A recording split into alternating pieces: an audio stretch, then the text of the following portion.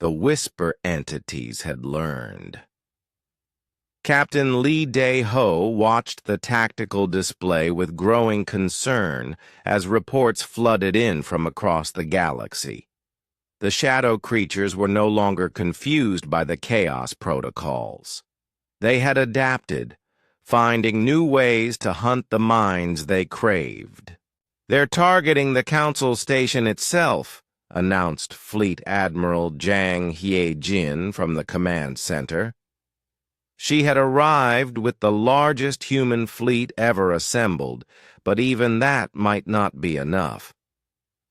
"All outer defenses have fallen. The Yamine entities are moving toward the core." Dr. Park So-min looked up from her research station, her face pale with exhaustion.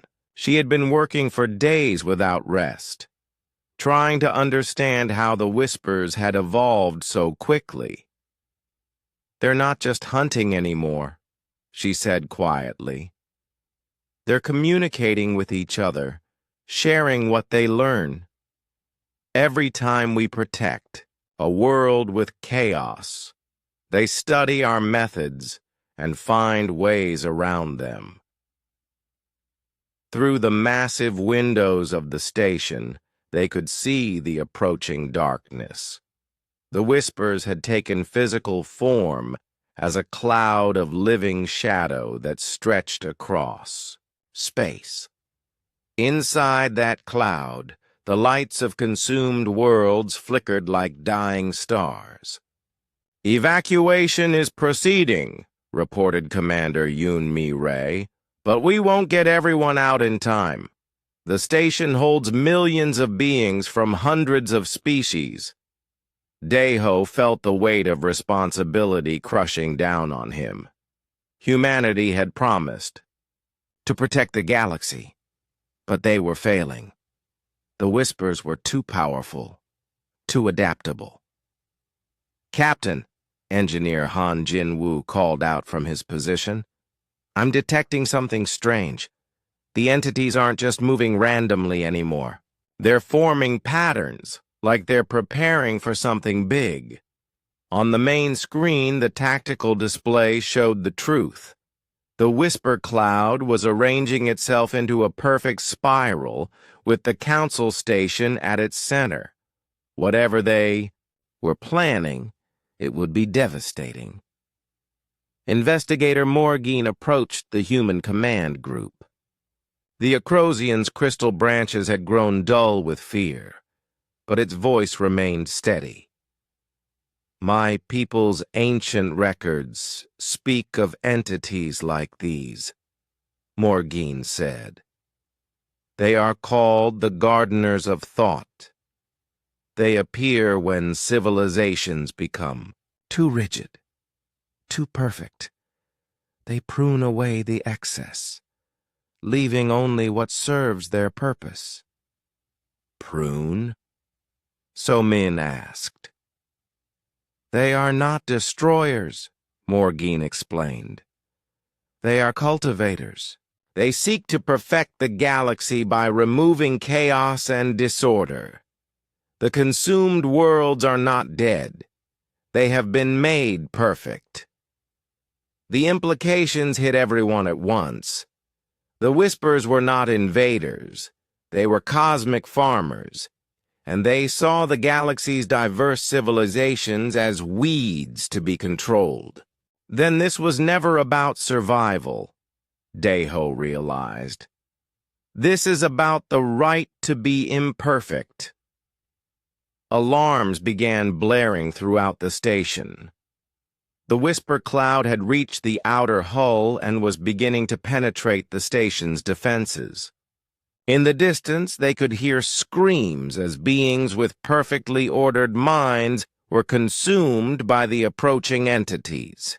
"All human personnel, implement final protocol," Admiral Hyjin ordered over the communication system. "Create maximum chaos throughout the station." What followed was the strangest battle in galactic history.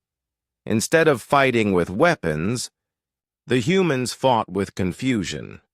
They ran through the corridors playing loud music, telling jokes, and encouraging everyone to think random thoughts. They turned off lights randomly, changed the station's gravity settings without warning, and broadcast emotional human movies on every screen. The effect was immediate. The whispers slowed their advance, confused by the waves of chaotic thought emanating from the station. But it was not enough. There were too many entities, and they were learning to filter through the chaos. In the central command chamber, So-Min made a discovery that changed everything. "The Whisper Collective has a core consciousness," she announced excitedly. "All the individual entities are connected to a central mind. If we can reach it, communicate with it." "How do we talk to something that wants to make us perfect?" Mireille asked. "We show it something it has never seen before," Deho said, understanding flooding through him. "We show it that perfection and chaos can exist together." He activated the station's main communication array and began broadcasting on all frequencies. But instead of words, he sent something else: the collective thoughts and experiences of every human on the station, their fears, hopes, dreams, and contradictions, their ability to be logical and emotional at the same time, to be organized and chaotic, perfect and flawed. The effect was immediate. The whisper cloud stopped moving. For the first time in eons, the gardeners of thought encountered something they could not categorize. A presence filled the chamber, ancient and vast. When it spoke, its voice was like the sound of dying stars. "What are you?" it asked. "You possess order yet embrace disorder. You seek perfection while celebrating imperfection. You are contradiction." "We are human," Deho replied simply. "We are everything you are not, and we have taught the galaxy to be like us." The presence was silent for a long moment. Around the station, the shadow entities floated motionless, waiting for their collective mind to decide. "For eons we have cultivated civilizations," the Whisper Collective finally spoke. "We have removed the chaos that prevents growth, the disorder that blocks achievement. But you grow through chaos. You achieve through disorder." "That's right," So-Min said, stepping forward. "And we've taught others to do the same.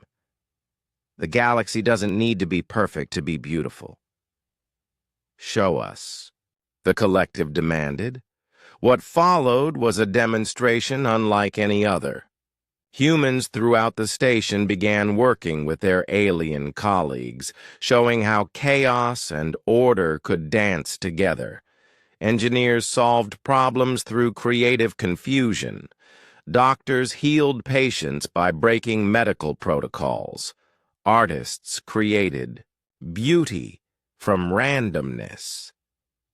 The Whispers watched in fascination as beings they had considered imperfect created wonders through their very imperfection. "You are evolution," the collective finally said. "Not the evolution we expected, but evolution nonetheless. You are the galaxy's immune system against stagnation." The shadow cloud began to withdraw, but not in defeat. In recognition. "We name you Gardeners of Diversity," the collective announced. "Where we cultivate perfection, you will cultivate beautiful chaos. Together, we will tend the galaxy." As the Whispers departed, they left behind the consumed worlds, but changed. The perfect beings they had created were given back their capacity for disorder, their ability to be beautifully, chaotically alive. Years later, Day-Ho stood in the rebuilt council chamber as its first human speaker. Around him, representatives from hundreds of species debated with passion and logic, emotion and reason, creating a symphony of organized chaos. The galaxy had learned that survival required not just wisdom, but the courage to remain imperfect. And at its heart, humanity stood as guardians of that precious, chaotic truth. The stars themselves seemed brighter now, as if the universe approved of the beautiful mess its children had become. The alarm bells rang through the Earth Defense Command Center like angry wasps. Admiral Kang Ho looked up from his morning coffee as red lights flashed across every screen in the room. His aide, Lieutenant Min Ki, ran toward him with a data pad, clutched in his sweating hands. "Sir, we have incoming transmission from the Outer Rim. Priority Alpha," Min Ki said, his voice shaking slightly. Kang Ho set down his cup and walked to the main display screen. Around him, dozens of technicians and officers stopped their work to watch. The screen flickered once, then showed the face of Captain Wu Jin from the frontier station at New Seoul Colony. "Admiral, we've got problems out here," Wu Jin said. His usually neat uniform was wrinkled, and dark circles shadowed his eyes. "The Veltharians are moving. Big fleets, bigger than anything we've seen before." Before Kang Ho could respond, another alert sounded.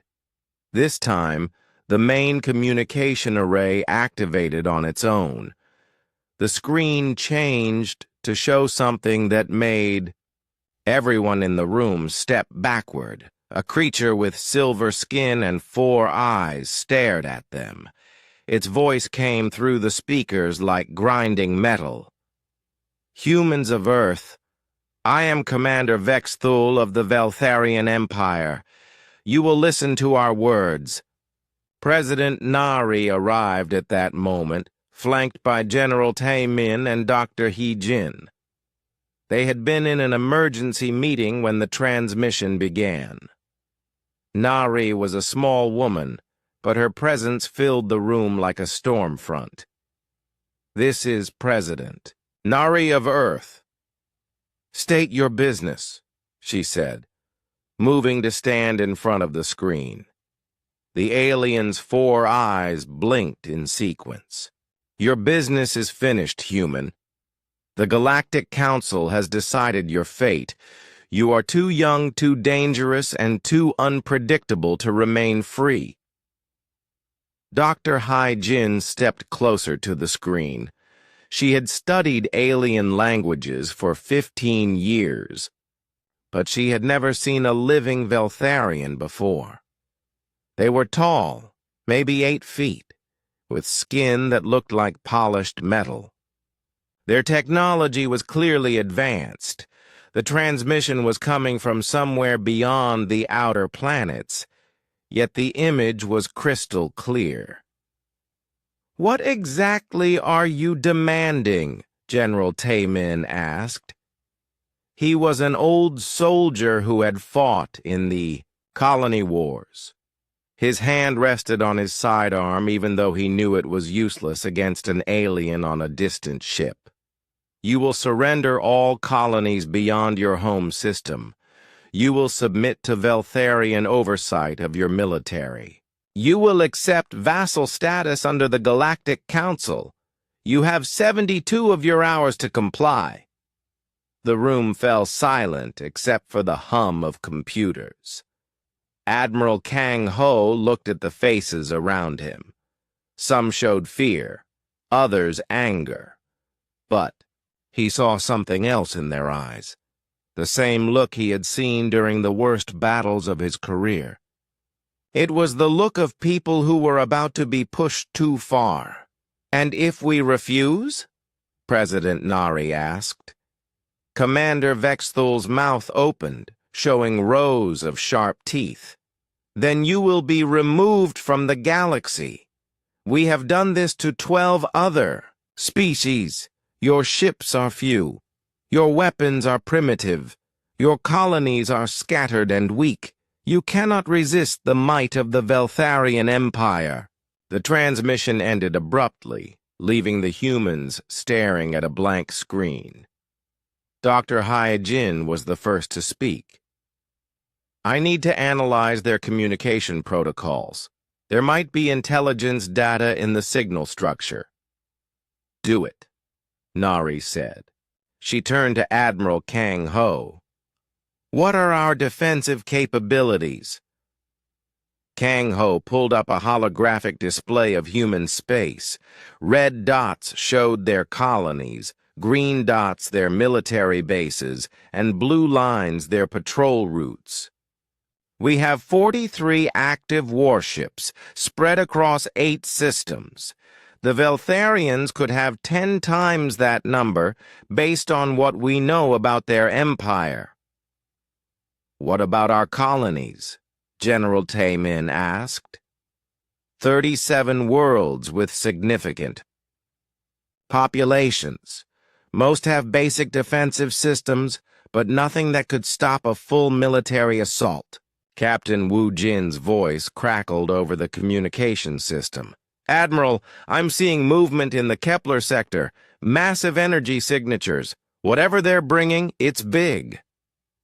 President Nari walked to the large window that overlooked the Pacific Ocean. Earth looked peaceful from here.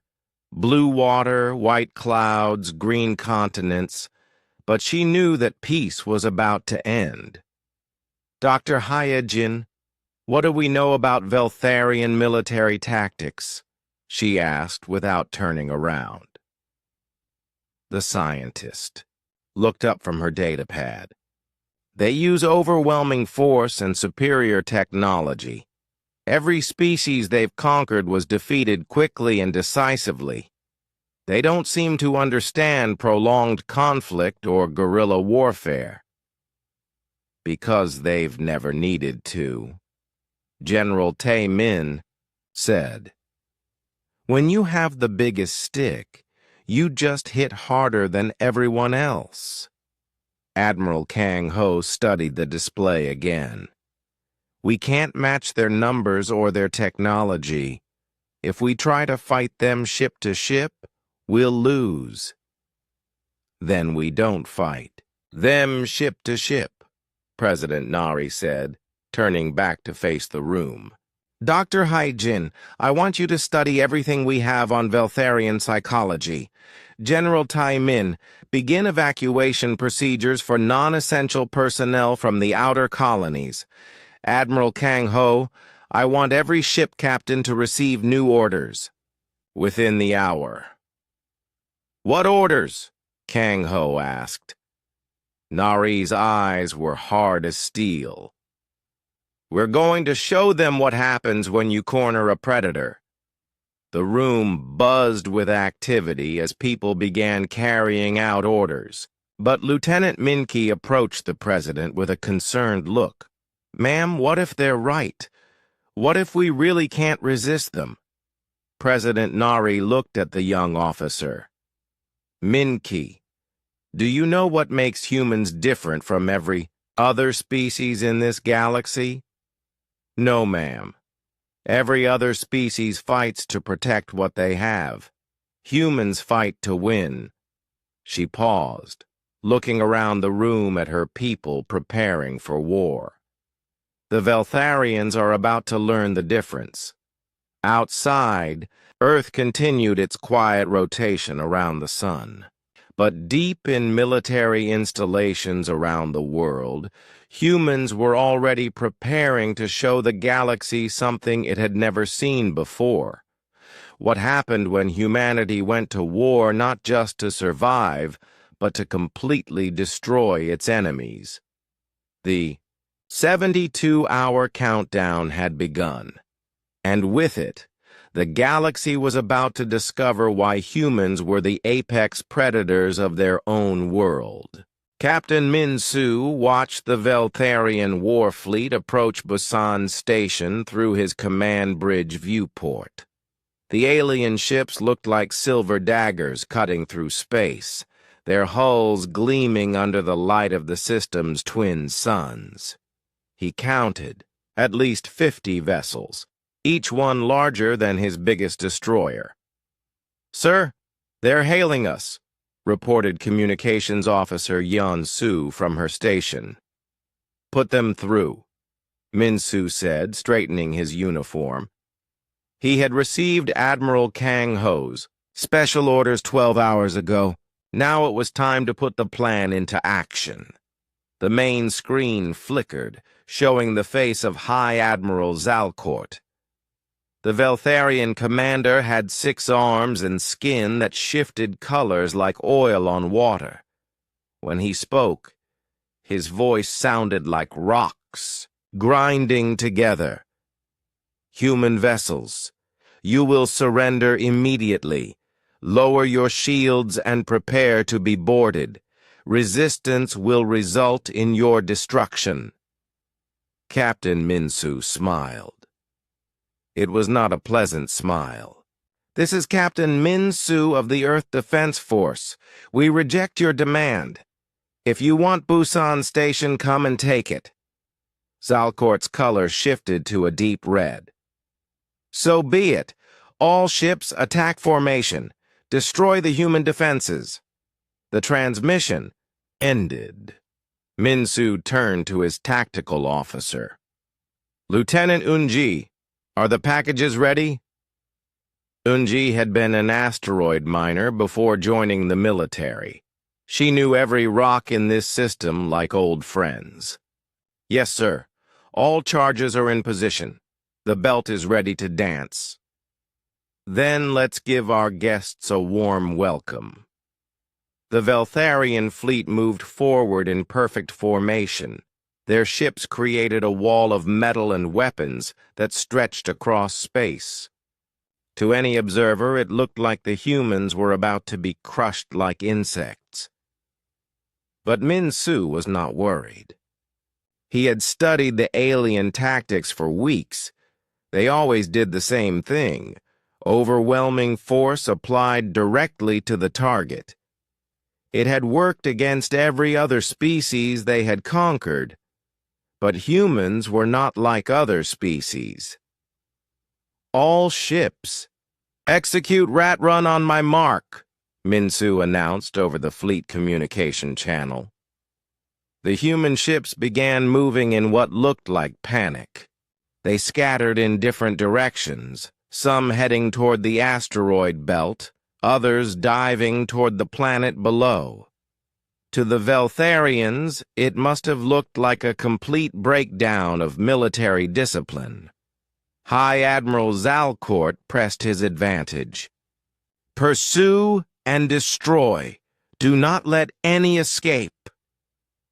The alien fleet broke formation to chase the fleeing human ships. This was exactly what Min-Su had hoped for. The Veltharians were now spread out across the entire system, their ships isolated from each other. "Now, Eunji, light them up." Lieutenant Eunji pressed a series of buttons on her control panel. Throughout the asteroid belt, tiny charges that had been placed over the past month began exploding. But these were not random explosions. Each charge had been precisely positioned to send chunks of rock flying in specific directions. The first Veltharian ship to enter the belt was the destroyer Kelthanos. Its captain was busy chasing a human corvette when suddenly his sensors screamed warnings. Asteroids the size of buildings were flying at his ship from every direction. The Veltharian shields could stop energy weapons and small debris, but they were not designed to handle chunks of rock moving at incredible speeds. The first impact cracked the shield generator, The second impact punched through the hull. The third impact split the ship in half. Across the belt, the same scene played out again and again. Veltharian ships found themselves caught in a deadly storm of flying rocks. Their superior technology meant nothing when boulders were smashing through their hulls.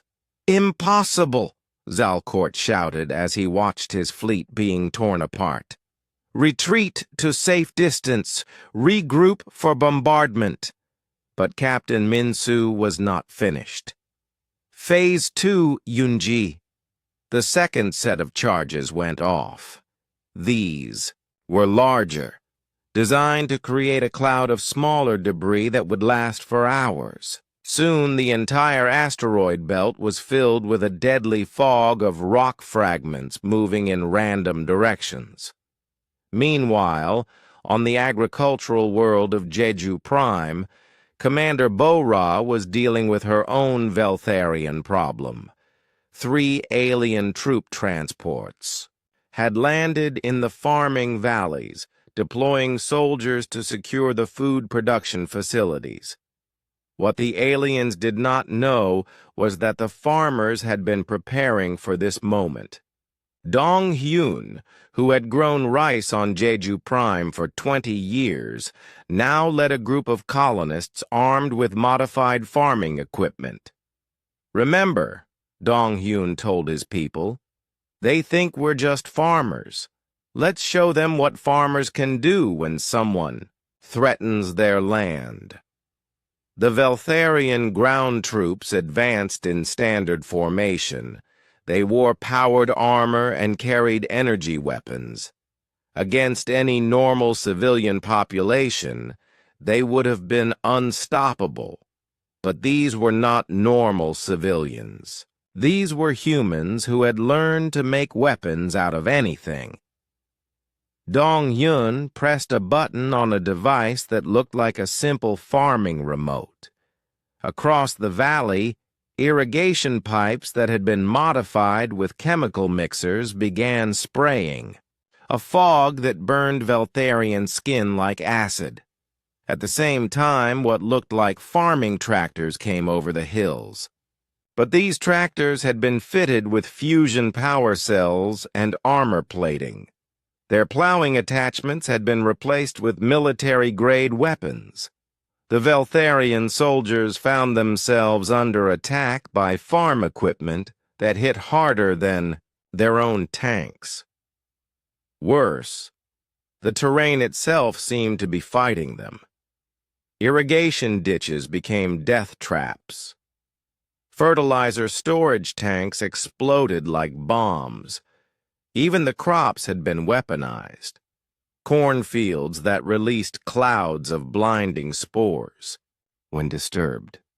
"This is impossible," the Veltharian ground commander reported to his ship.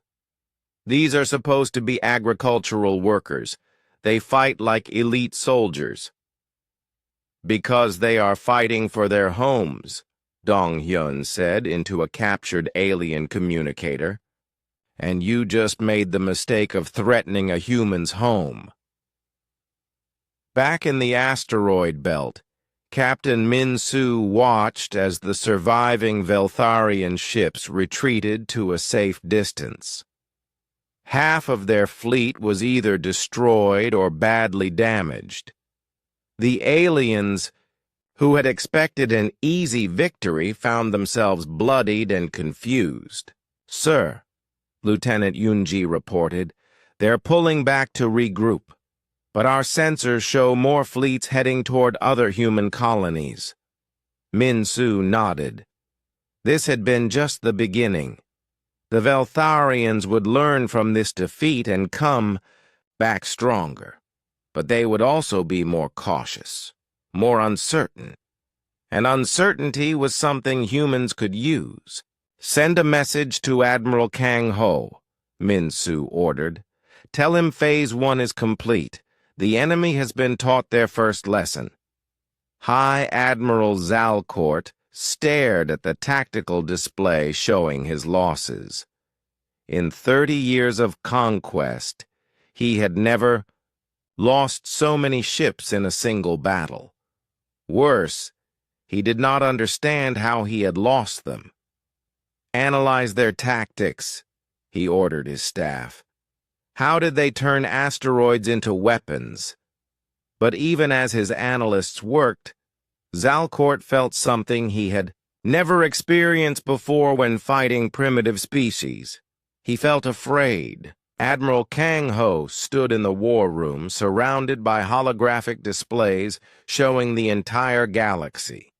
Red markers indicated Veltharian fleet positions. Blue markers showed human colonies. The red markers outnumbered the blue ones by 10 to 1. President. Nari entered the room carrying a steaming cup of tea. She had not slept in 3 days, but her eyes were sharp and focused. "What's our situation, Admiral?"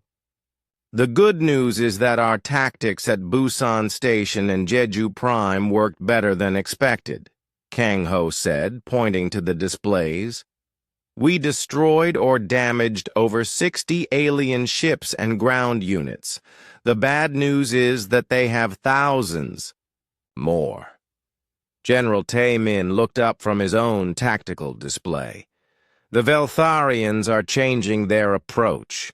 They're no longer charging straight at our defenses. They're being more careful now."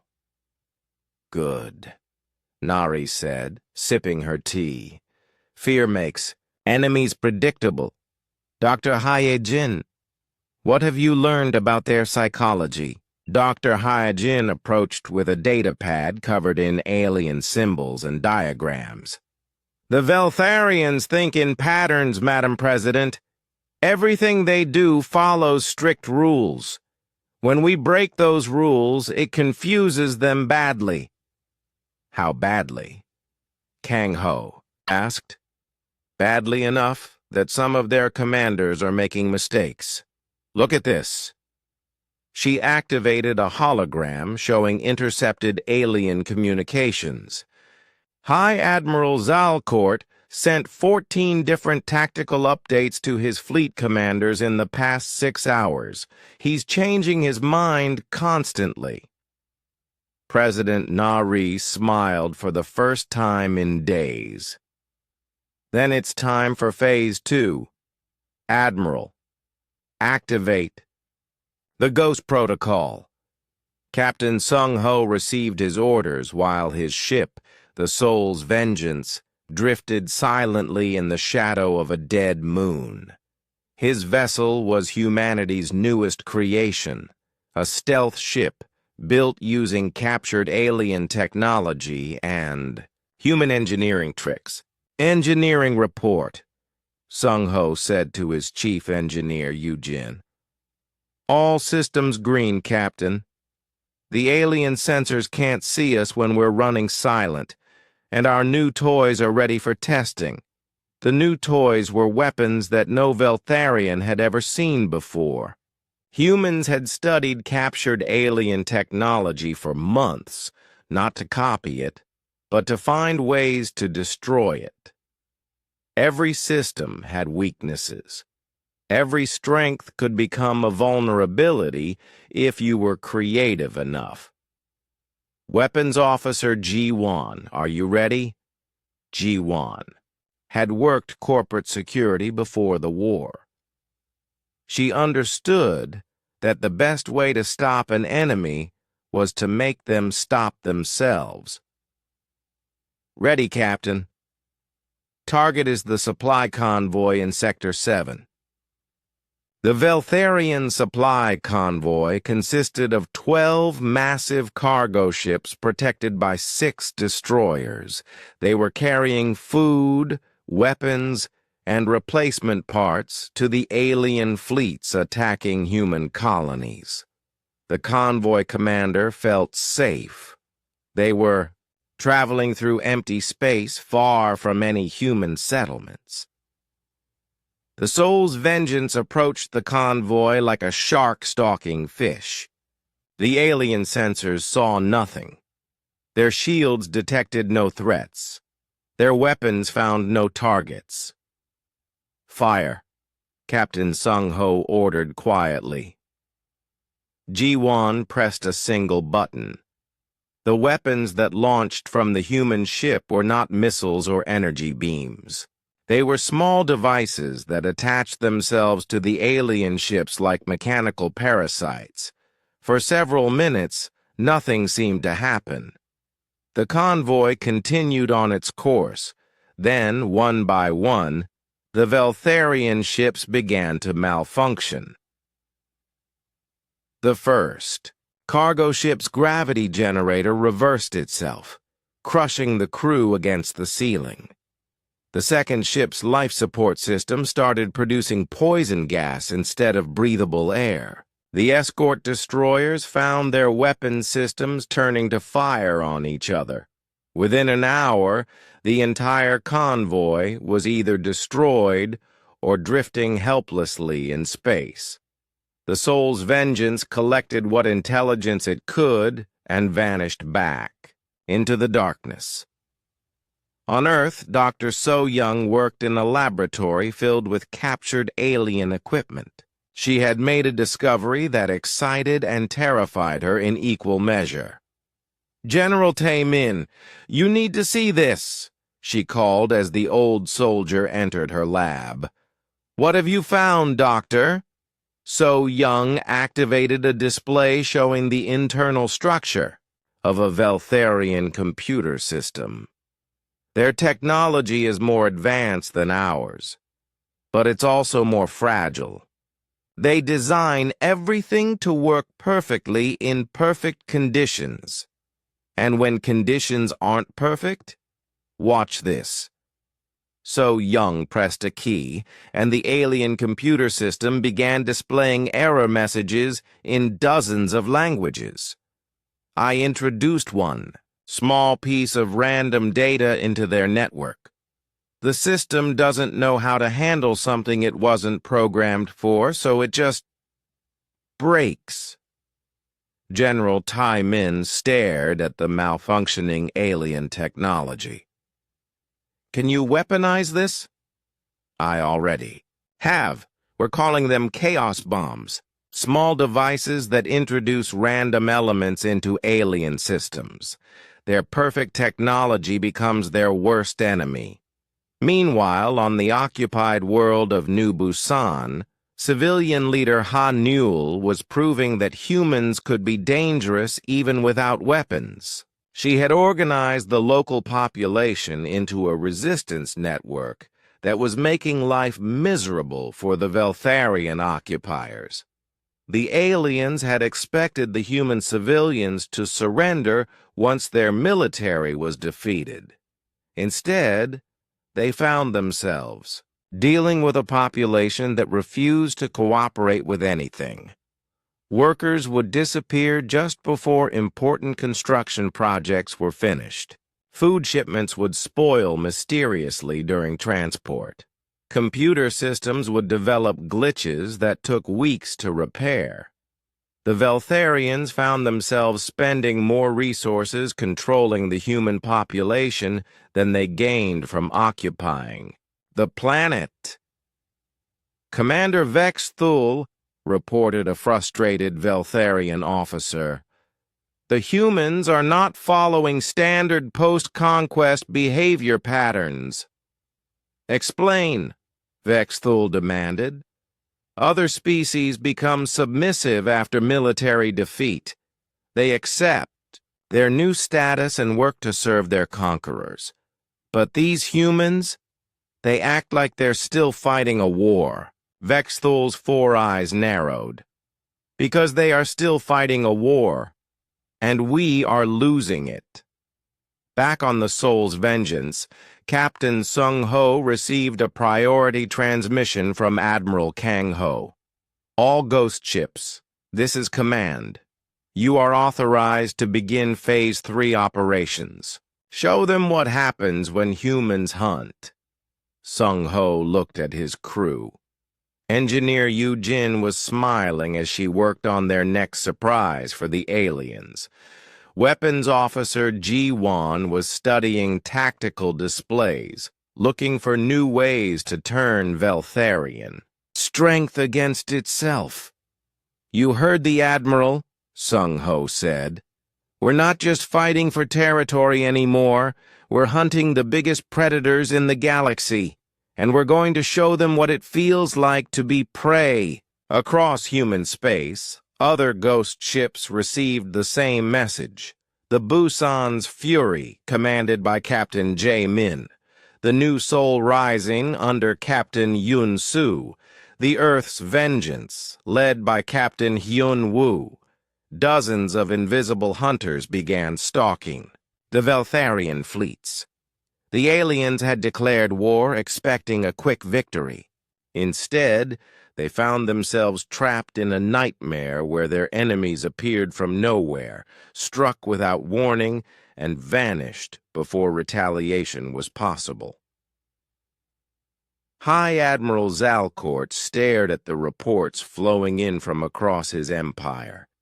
Supply convoys destroyed, communication networks compromised, ground forces reporting impossible resistance from civilian populations. "How is this possible?"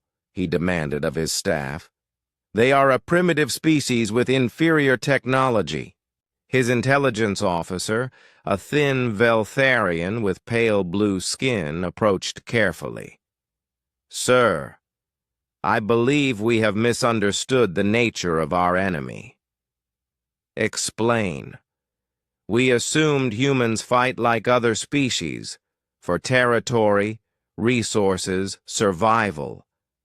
But the evidence suggests they fight for a different reason entirely." "What reason?" The intelligence officer's voice was barely a whisper. "They fight to win. Completely.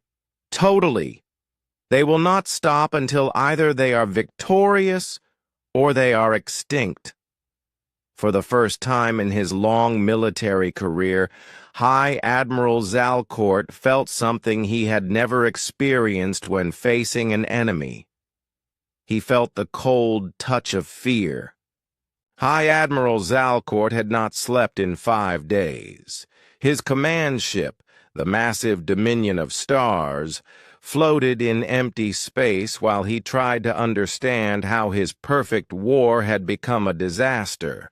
Reports covered every surface of his command center. Supply lines cut.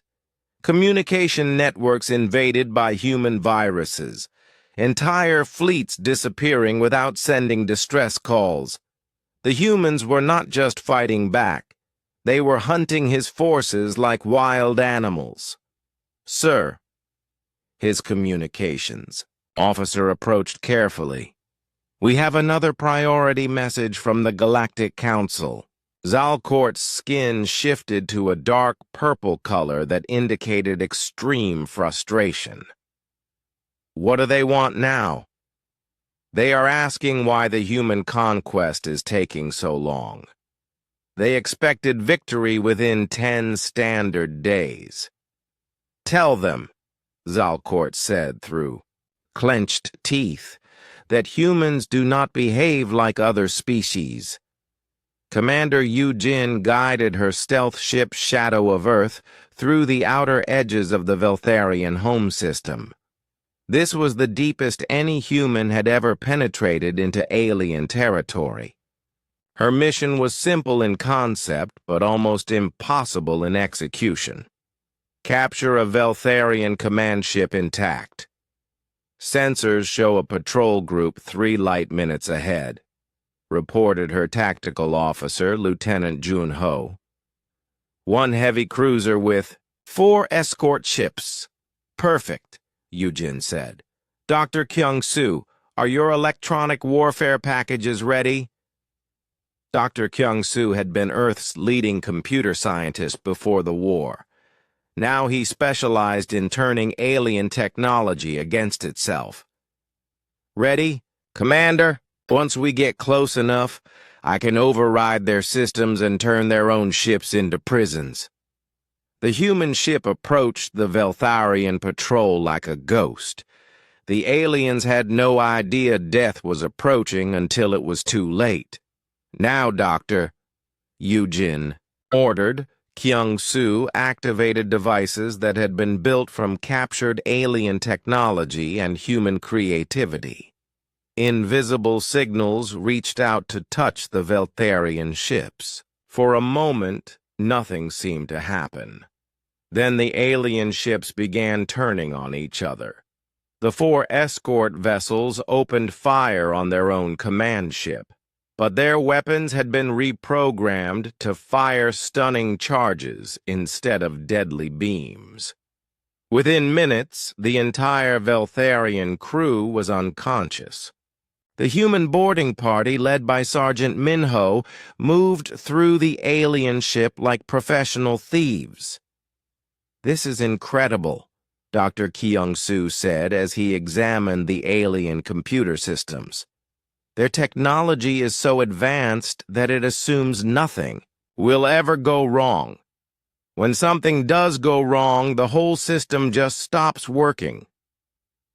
Commander Yujin studied the unconscious Veltharian captain. "Wake him up. I want to ask him some questions." When the alien captain regained consciousness, he found himself surrounded by humans. His 4 eyes showed fear and confusion. "I am Commander Yujin of the Earth Defense Force," she said calmly. "You are now my prisoner. I have some questions about your military structure." The Veltharian captain's skin shifted through several colors before settling on a pale green. "I will tell you nothing, primitive creature." "That's fine," Yujin said. "Dr. Kyung-soo has already downloaded your entire computer database. We know everything about your fleet movements, supply lines, and command structure." The alien captain's eyes widened. "Impossible! Our encryption cannot be broken." "You're right. We didn't break it. We just convinced your computers that we were authorized users." Yujin smiled. "Your perfect technology has a flaw. It trusts too much." Meanwhile, on Earth, General Taemin was preparing for the largest psychological warfare operation in human history. Operation Mirror would broadcast across every Veltharian communication frequency in the galaxy. "Are you certain this will work?" President Nari asked as she watched technicians prepare the transmission equipment. "Dr. Hyejin has studied their psychology for months," Taemin replied. "Veltharians think in rigid patterns. When those patterns are disrupted, they become confused and make mistakes." Dr. Hyejin activated the broadcast system. "Beginning transmission. In 3, 2, 1. Across the galaxy, every Veltharian ship, base, and communication hub received the same message. But it was not what they expected to hear. The message began with perfect Veltharian surrender protocols, the exact words and ceremonies that defeated species had used for thousands of years. But halfway through, the message changed. Instead of humans surrendering to Veltharians, the broadcast showed Veltharian officers surrendering to humans. The ceremonies were performed perfectly, following every ancient tradition. But the roles were reversed.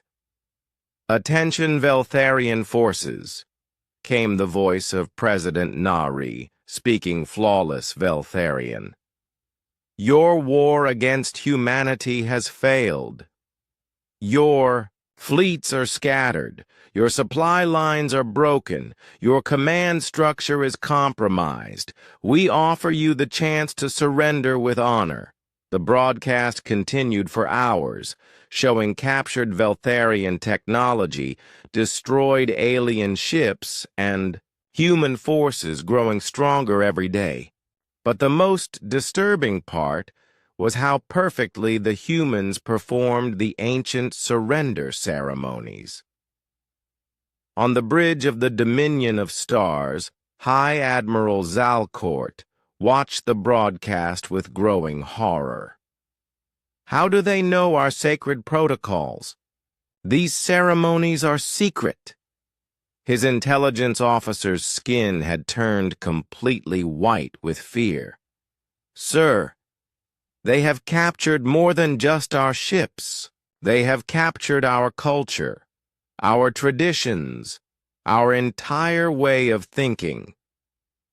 Captain Seong Min commanded the assault ship Incheon's Pride as it approached a damaged Veltharian destroyer floating in space.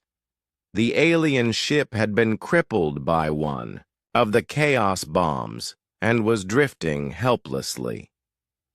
"Boarding party ready, Captain," reported Lieutenant Jae Hyun, the ship's engineer. "Remember, we want prisoners and technology," Seong Min said. "Be careful. Wounded animals are the most dangerous." The human boarding team moved through the alien ship with practiced efficiency. They had done this dozens of times now. The Veltharians they found were not the proud conquerors who had declared war on humanity. They were frightened, confused, beings whose perfect world had been turned upside down. Engineer Jae Hyun studied the alien technology with amazement. "Captain, you need to see this. Their redundancy systems are almost non-existent." "Explain." "Human technology is designed to keep working even when parts fail. We build in backups for our backups. But Veltharian technology assumes nothing will ever break. When one system fails, everything fails." Captain Seong Min looked at the sophisticated alien equipment that had been reduced to useless metal by a simple computer virus. "Their strength is their weakness." "Exactly. They've been winning for so long that they forgot how to lose. More importantly, they forgot how to recover from failure." Back on Earth, President Nari addressed the Global Defense Council. Representatives from every human colony attended via hologram, their faces showing determination despite the ongoing war. "The Veltharians expected us to surrender after the first defeats," Nari said. "They expected us to beg for mercy after they occupied our worlds. They expected us to behave like every other species they have conquered." She paused, looking at each face on the screen. "But we are not like other species. We do not surrender. We do not beg. We do not accept defeat. We are humans, and when someone declares war on us, we show them what war really means." The response from the colonies was immediate and unified. "What are your orders, Madam President?" Total war. Not just against their military, but against their entire civilization. "We will hunt their fleets across the galaxy. We will turn their own technology against them. We will show them fear." Admiral Kang Ho stepped forward. "The Veltharians wanted to remove us from the galaxy. Instead, we will remove their ability to make war. When this is over, they will never threaten another species again." High Admiral Zalcourt received reports of human attacks across 12 different star systems. His forces were not just losing battles, they were being systematically destroyed by an enemy that seemed to appear from nowhere and strike at will.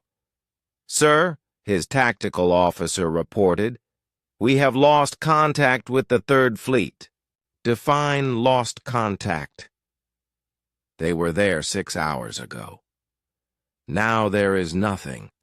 No wreckage, no distress signals, no evidence they ever existed." Zalcourt stared at the tactical display showing empty space where 100 ships had been. For the first time in his long career, he understood what it meant to be prey.